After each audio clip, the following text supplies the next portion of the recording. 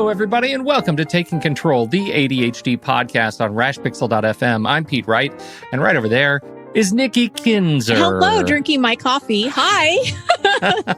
I tried to stall. I know, you saw that, didn't you? And then my eyes got really big. Kinzer. Hello. Hi. It is very good to talk to you this fine Monday morning. And as we record this, we've got a good conversation, another inspired by a Patreon member kind of conversation that is coming up for today. We've been talking about it the last couple of weeks, kind of getting my head in it. What is it that we are going to be? How do we wrap our heads around the procrastination-anxiety loop? And yeah. You know how Saturn has a bunch of rings? Yeah, right. That's how I feel. When I first read this, there's so many layers to it. And so that's the hard part when somebody asks us a question. I think they're expecting like some really solid, concrete answer, and there just isn't one.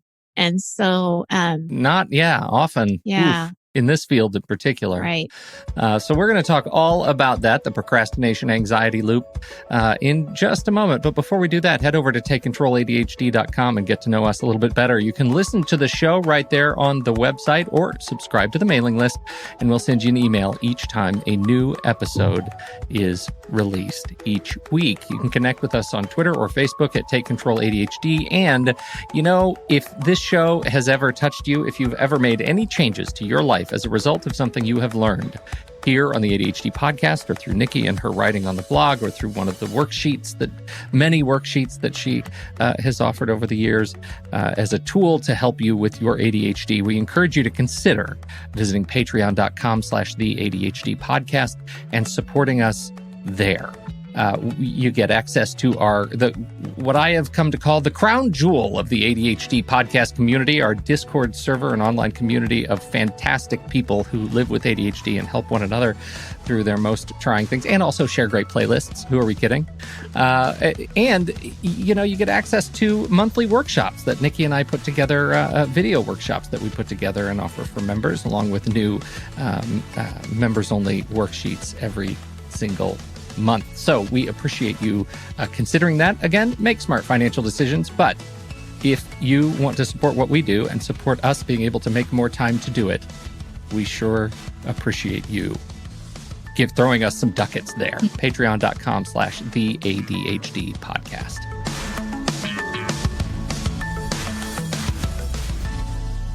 Inspired by a Patreon member, I have an email post to read. Yes. Nikki Kinzer.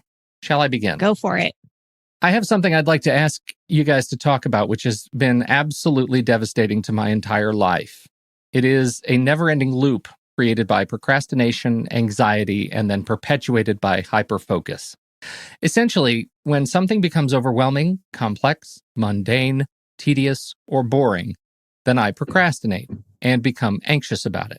I naturally do not like being uncomfortable in this way, so my brain automatically switched to something more interesting and hyper-focuses on it until, usually 2 weeks or so, that task or project also becomes tedious, mundane, boring, or overwhelming. Then comes procrastination, anxiety, then hyper-focus on something else, and so goes the merry-go-round. Usually 2 weeks per task or project, and usually for about 2 or 3 months of autopilot and unproductivity. At the end of the loop, I kind of get a clear view of my past few months and become severely depressed until I get hyper-focused on something else.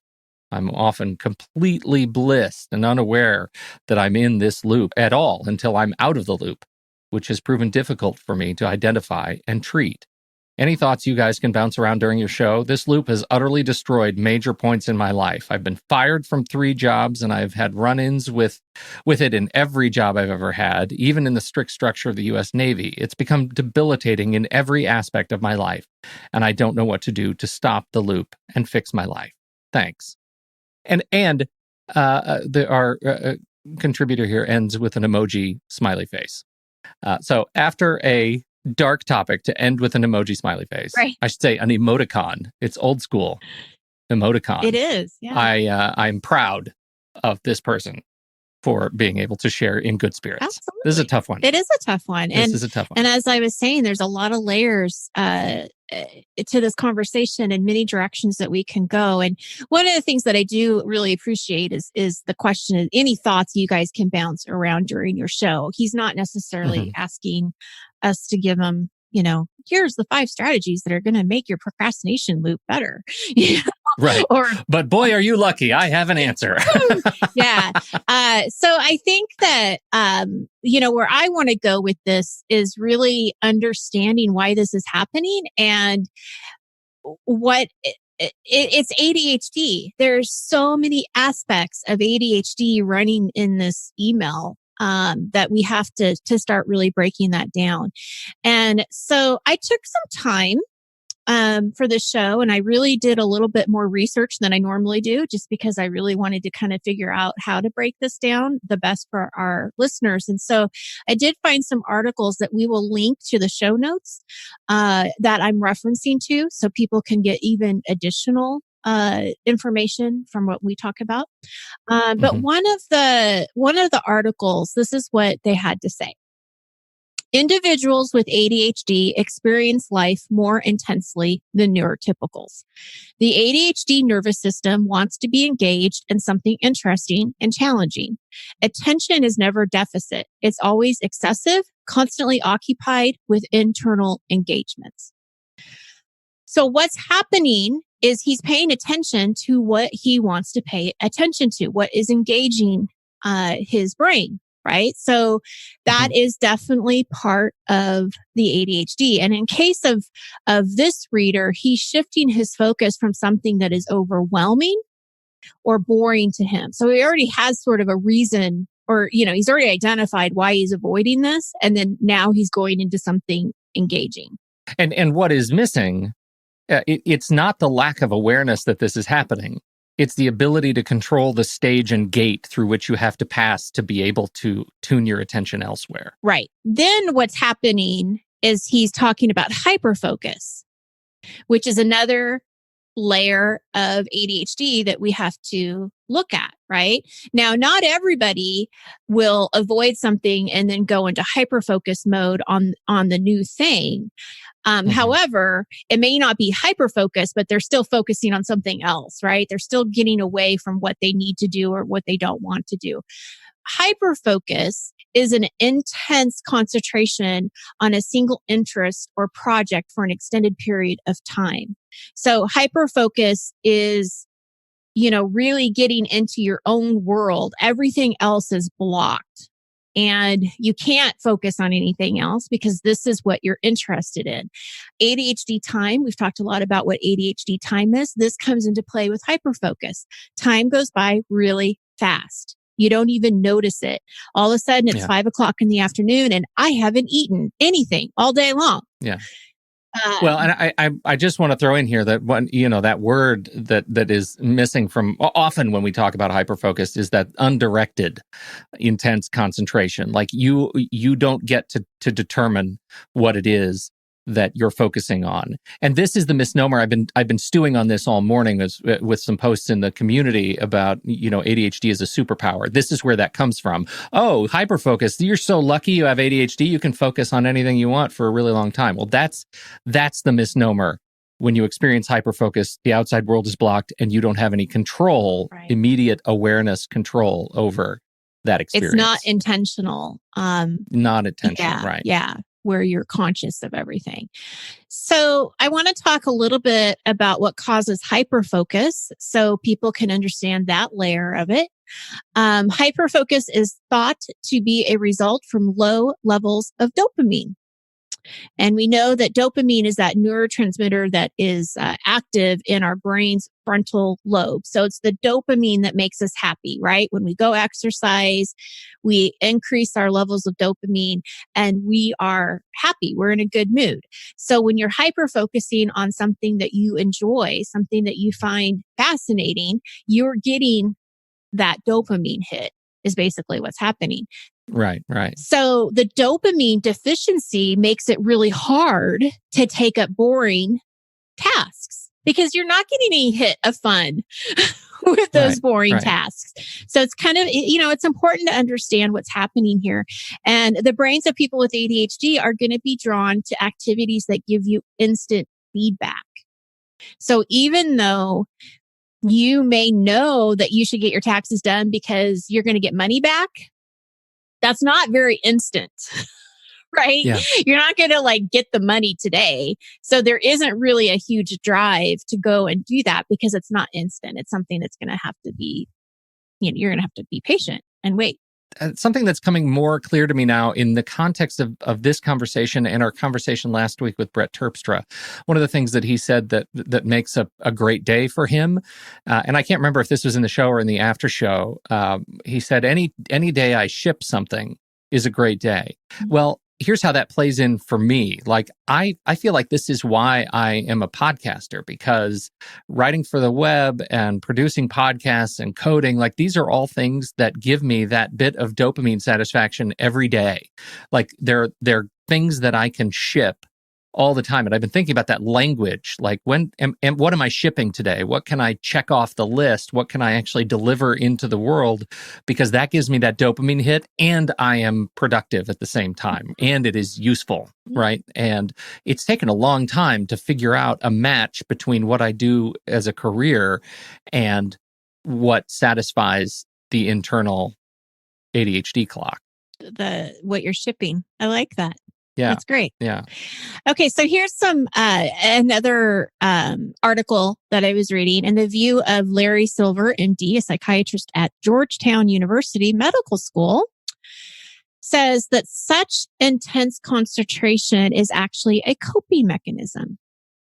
So we know that hyperfocus can be beneficial in some areas, as we've kind of hit, it depends on how you look at it, but it is a liability. It definitely can be a liability from what you were saying before, right? Because the whole world is getting shut down. So in case of what the listener is saying to us, that's what it's sounding to me, is that it's becoming a liability for him. So during this time when he's in this loop, he's procrastinating, he's hyper-focusing, but he also talks about this great deal of anxiety that's then going into this really deep depression. So we also have to look at that layer of what's going on in his story here. Studies find that 80% of people with ADHD will have at least one other psychiatric disorder in their lifetime. So ADHD without one of these coexisting conditions is the exception rather than norm. So if you have ADHD and you don't experience depression or anxiety, you are an exception. Here's an interesting thing, and I don't have an answer to this. I wonder if you've ever heard. I wonder if ADHD without one of these coexisting conditions is undiagnosed ADHD. Well, that's where it gets tricky, because a lot of women get misdiagnosed because they miss the ADHD and they get diagnosed first with depression and anxiety, and then they don't get treated for the ADHD. So a lot of times it's backwards for women. I don't know about men.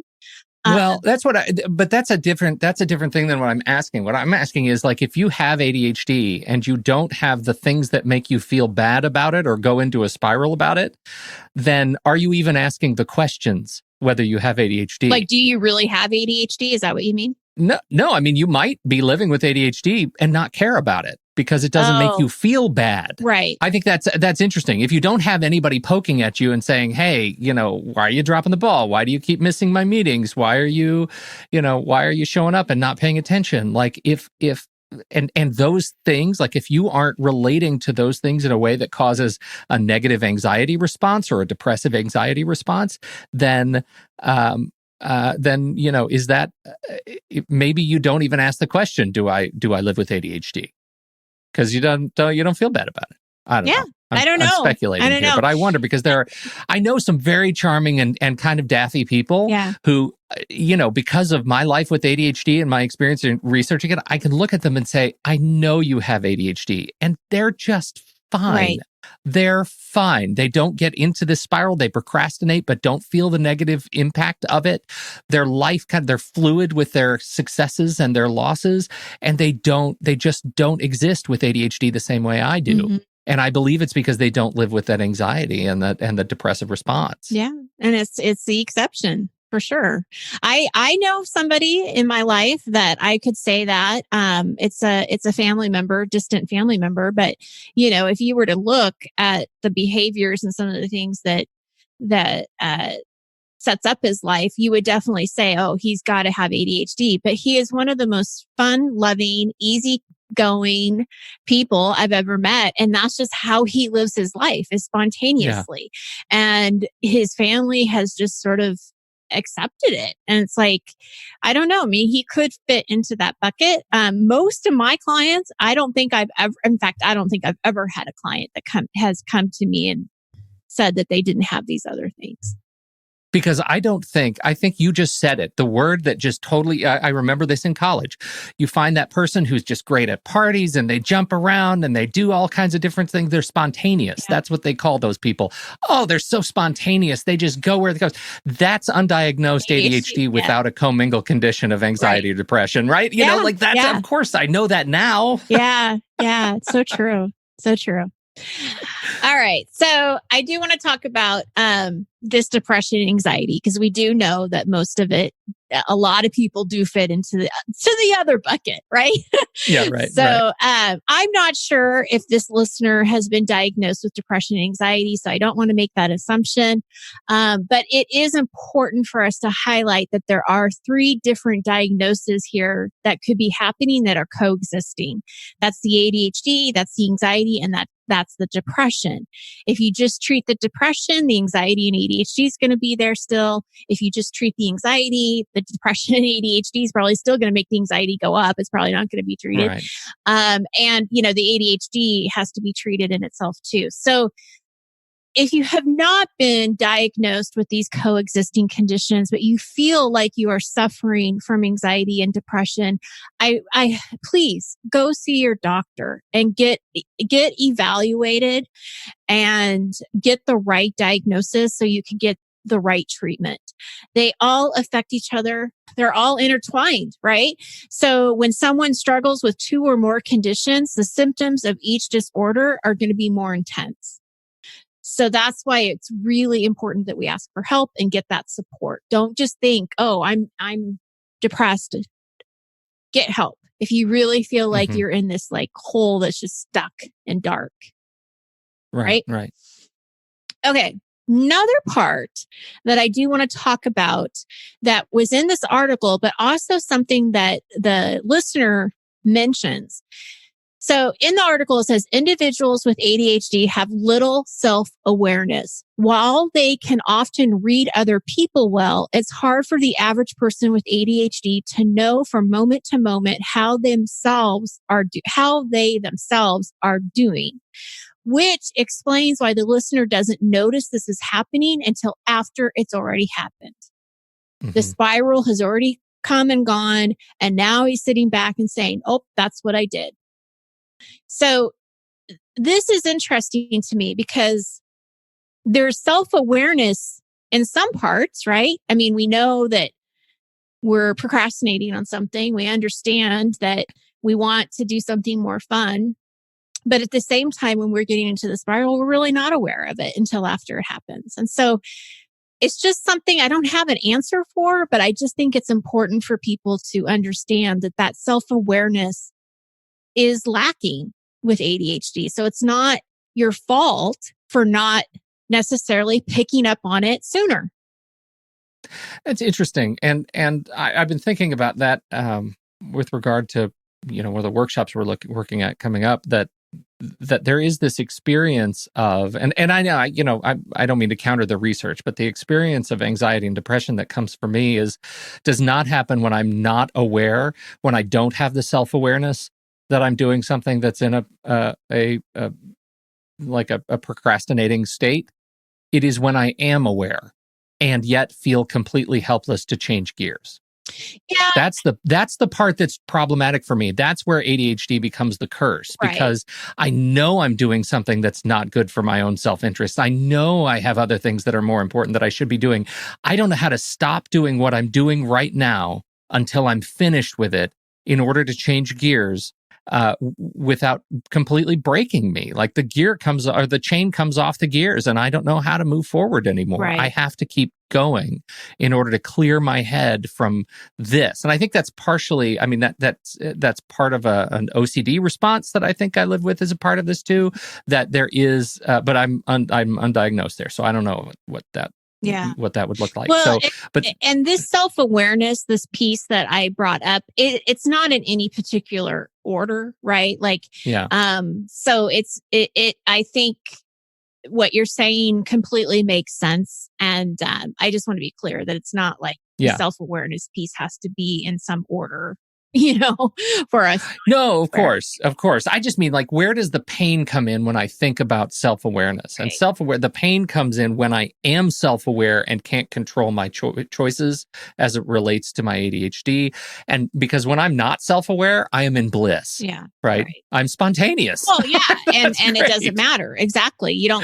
Exactly. Yeah. So something that going back into the awareness piece, right? Because we know the research says, if we're not aware of what we're doing, then we can't do anything different. And so it is important that we connect the dots and figure out, okay, what's going on, what's happening, and what do I want different? What do I want the story to look like that's different than the story that I have now?